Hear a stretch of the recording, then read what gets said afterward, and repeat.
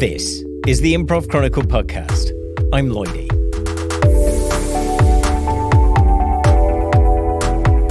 It's Tuesday, 9th February 2021. The words improv and comedy are so regularly used together, but comedy doesn't have to be the goal of our art form. When I was contacted by a listener who wanted to talk about dramatic improv a few weeks back, I was keen to talk. Dramatic improv gets so little attention compared to its comedic sibling, and I wondered why that is, and also whether it's even possible to delineate easily between what a dramatic improv show and a comedic improv show actually is. This led me to a number of really interesting conversations, and we'll start off with the man who suggested this episode. Hello, I'm Chris Locke. I'm a programmer by day, improviser by night, and do podcasting. You see, improv, I think, is so often associated with comedy. What do you think is the delineation between comedic improv and dramatic improv? I mean, it's so much. I think it's a lot easier for people to go down that comedy route because if you're trying for drama, it's really like you're putting more than yourself on stage. You're putting your dramatic self, which could mean that you, as an improviser, open yourself up to incoming harm potentially, if that makes sense. So you think you need to be more vulnerable in order to do it? Yeah, like you really make yourself vulnerable being that sort of dramatic because you have to dig into those feelings as a character, which might, dig up feelings of your own self. I suppose, can we define dramatic scene? Because it's more than just the absence of comedy, isn't it? It's sort of, you leave extra space normally in dramatic scenes from what I've done. People get scared about that space. They fear that silence, and just to kind of let people dig about in their feelings a little bit. 18 months ago, when international travel was actually a thing, I was in Sarasota in Florida, and one person I met there was part of a dramatic improv group that performed regularly at Florida Studio Theatre. My name is Kathleen Rinaldi. Everybody calls me Kathy. I'm based in Sarasota, Florida, and I am part of a trio called Impromptu that does dramatic improv, basically unscripted plays. We focus on improv set during the 40s and 50s. So we do Tennessee Williams-inspired plays, and we do passion noir, which is like film noir, but from the criminal's perspective. Kathy, improv is usually associated with comedy. So what is different about dramatic improv, apart from the fact that I presume there are fewer laughs?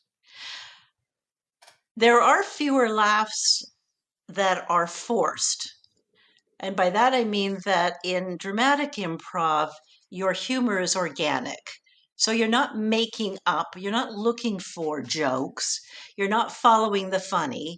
You are discovering humor in the middle of a normal scene. So I'm going to back up a bit and tell you that is exactly why our group chose dramatic improv, because we had been going through the Florida Studio Theater, which under Will Loera, so, genuflecting is present. The school is phenomenal. Will is phenomenal. And we went through the entire full course, and we were all doing well, but we weren't feeling really pleased with what we were learning because none of us really liked being intentionally funny. And so we had gone to the Sarasota Festival, and we saw a group from LA, Improv Theater, and they had done did they do a Tennessee? Yes, they did a Tennessee Williams. And we looked at each other at the exact same time and said, that's what we want to do. It was just this momentous head-blowing moment. And then we hired a coach from there, and we started working with them and discovered that not following the funny was really the kind of improv that we just adored, and we find it easier. One name that came up again and again when I was talking to people about dramatic improv was the person who runs a theatre and a festival dedicated to the art form. My name is Tony Relig. I am the artistic director and head instructor and founder of Theatre Momentum here in Chicago, Illinois. And I am also the what's the title for this? I don't know what my title is. I'm the head of the Dramatic Improv Festival in Chicago. I've been doing improv for 29 years now. My goodness, and I have run Theatre Momentum since its founding back in 2007.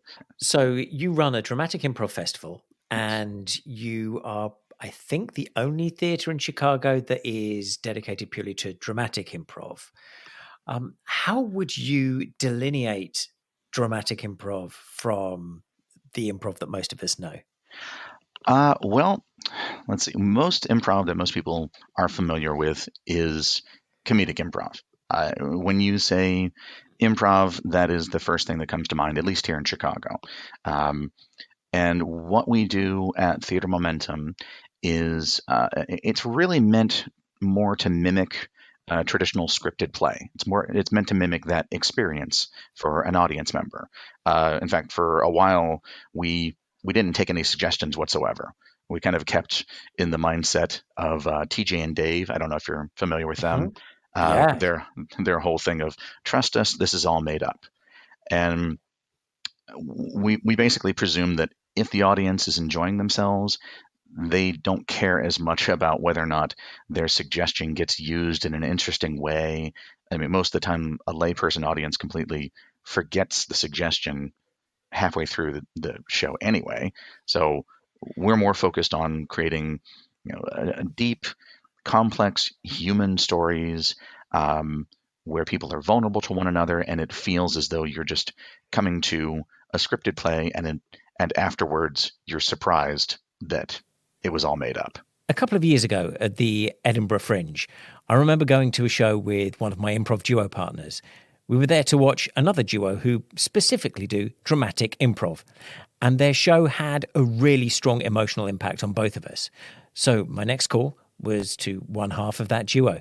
Well, my stage name is Rachel E Thorne, because one day I'm going to be as famous as Richard E. Grant. That's not why. Hey. But that's not why. But my stage name is Rachel E Thorne.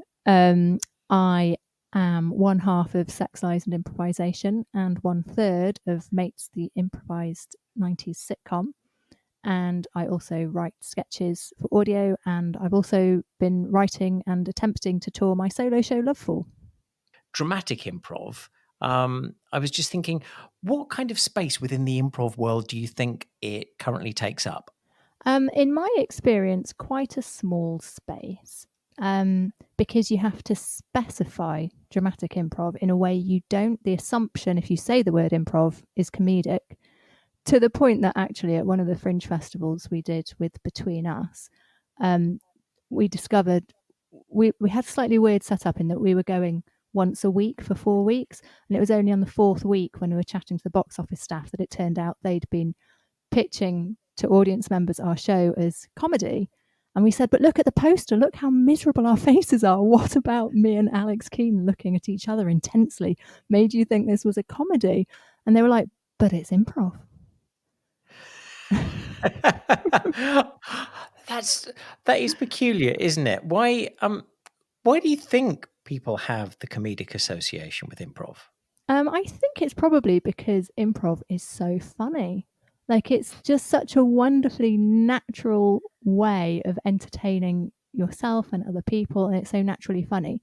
So even in very dark, bleak, dramatic shows, there's usually some humour somewhere. But I think that's the modern way with art generally, isn't it? Like, there's not that much that you watch that hasn't got any humour in it at all nowadays. With humour being a thing that can happen, what other emotions and reactions can we expect? Here's Chris again. Maybe if people see it, they will be both shocked and moved by it. And I think that would be a wonderful thing for an audience member. If I come out of a play, I went to see Monster Calls, the play about the cancer, and that I was crying in the theatre, and I was just like, this is beautiful. And if improv can make me do that, I'm just like, that's really gonna, I don't know, that's really gonna change everything that I know about improv, I think. Wow. I've been speaking to people who regularly perform dramatic improv, and they talk about the reactions they get, and obviously the reaction is different to that you would get from a comedic improv show. How do you think the reactions differ yourself from comedic and dramatic? Listen for the gasp of air, the sharp like that intake. If you hear that as on stage, if you're listening very carefully, you'll kind of feel that tension grow within the audience. So for me, that's kind of, you've just got to pay a bit more attention to that audience and play with that space a little bit more, I think. So if you're willing to play with that space, what can you expect from your audience? Here's Rachel.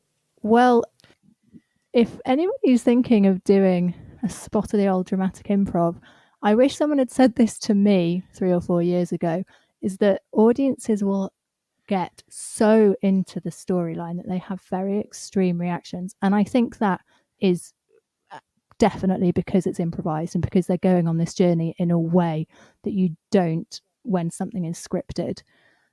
We've made quite a lot of people in the audience cry.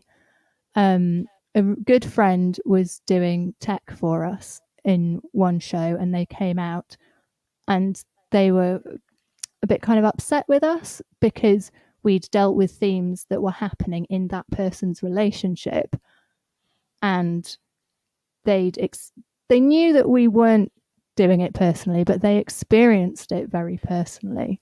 And those personal reactions from the audience is something Kathy really appreciates. Oh, I love the emotional reactions. My goal as a performer, and this might be different for Teresa. Teresa likes laughs, but my goal, and Joe may tell you something a little different, but not too different, is that I like that moment of complete silence when you can hear a pin drop because they don't want to miss a word.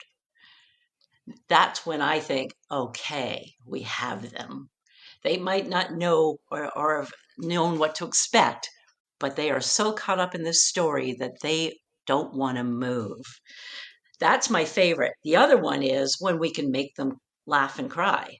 And I've had a person, Joe and I had to do a duo once. We actually have a duo now. I have another duo with Joe called Unconsciously Coupled. Because it's a spin on that Gwyneth Paltrow thing. Yeah. And it was so precious. And so I said to him, let's do Unconsciously Coupled, because when you've been married for a long time, you are unconsciously coupled. You just, things you just do. And we were doing a show by ourselves, and it was a sweet, sweet story. But it got a little sad near the end, and I looked to the side because the stage at Florida Studio is very close to the audience, and there was a woman sobbing. I mean, just sobbing. And I thought, I came out of myself for a minute because I thought, oh, and then I went right back into it. But I thought, well, can I ask for anything else? That either sobbing or silence is wonderful. So I don't think we look for laughs. We enjoy them and we welcome them. But for us, it's the reaction of the audience going, or you go, girl, or something that makes them caught up in it. We did a show in Florida, in just north of Orlando, and there was a group of people on one side, and they got so caught up in it. It was sort of a woman's suffrage kind of show, and that's what they were doing. You go, girl. They were sitting in their living room, which we didn't get that often, but that kind of thing just inspires me and us and makes us want to do it over and over again. In all the conversations I had, people talked about the gasps, and Tony mentioned those several times as part of the wide range of emotions audiences experience. Well, during the shows, it's kind of all over the place. I told you a little bit about the gasps, like when an audience recognizes something is a really amazing moment. When they realize that these two characters are the same person at different points in time and things like that. Those are just my favorite. I love those moments because laughter is something that it's contagious. It's spontaneous. It's the sound of expectations being broken. It's something that you can't help, and I think a gasp is something that we hide. We cover that up. When people gasp, one of the first things that they do is they cover their mouth because they feel ashamed at having such an emotional outburst. But if they laugh, people laugh raucously and their mouths are wide open. And what I find awesome, if a bit manipulative, is when audiences laugh during a dramatic improv show. Because when they laugh during one of these kind of shows, it's because they've been paying rapt attention to what's going on for 10 minutes, 15 minutes. They're getting to know the characters. They're getting to understand the full story of everybody. And they know that, this character has a crush on this character over here and hasn't said it and has talked around it.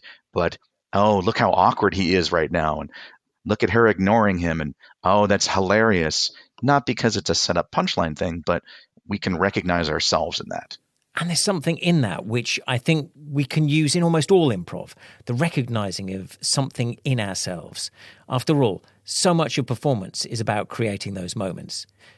As improv continues to become better known, it seems to me that dramatic improv has the capacity to add so much choice to anyone who's an improv-curious audience member. As theatre goers, yeah, sure, sometimes we do just want to see something really silly and frivolous, and I love that in improv. For sure. But sometimes as theatre goers, we want to be engaged, we want to be challenged, we want to be emotionally affected. And I think dramatic improv is such a good tool for doing that. It just comes with this dangerous element in our experience. Rachel talks about the danger, but if someone wants to try this art form, can that danger be intimidating? Here's Chris. It's a very scary thing to do. And that's open your heart to that sort of dramatic side of things. But actually, it's like one of those things you just have to try once or twice, and then you might actually really begin to really enjoy it because you find there's so much more depth to your character rather than being whoever your character is. So try not to be scared. Embrace it like a warm hug. And Tony thinks there's a special sort of courage you need in dramatic improv. With dramatic improv, we're brave in a different way. It's not bravery that we're going out and doing something crazy and wild. It's your audience wants you to say the thing that they would never have the guts to say in real life. If you tell your father that you wish he would actually say that he loves you out loud, tell your best friend that you've had a crush on her for years, things like that. And I feel like with dramatic improv, we have that opportunity to really, really go deep. And that is that's rich. That's meaty. That is worthwhile to me. I love it. And those are moments that I chase after. I'm not chasing after the laughter or the sobbing or whatever. I'm just chasing after those deep moments, really. And if you're going to chase those deep moments, as with anything in improv, the more you practice, the better you get, as Kathy knows. Once we start rolling, we're not stuck for words. There's some people say, how can you do that? Because you've got to keep the story going and you've got to think about where you're walking and you have to create environment and all those sorts of things all at the same time. But for us, it's easy. Joe is a professional actor. I'm a playwright. Teresa's a professional storyteller in amongst all our other jobs that used to pay money. And so for us, this is what comes easily. And so